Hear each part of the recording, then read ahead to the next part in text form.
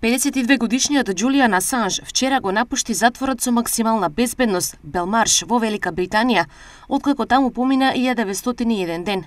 Високиот суд во Лондон му одреди кауција, а во текот на попладнето беше пуштен на аеродромот Стенстед, каде што се качи во авион и полета од Велика Британија. Викиликс го објави првото видео на Асанж по излегувањето од затвор. По повеќе од 5 години во мала келија, изолиран 23 часа на ден, тој наскоро повторно ќе се соедини со сопругата Стела и нивните деца, кои го познаваат само нивниот татко зад решетки, објави Викиликс на Екс.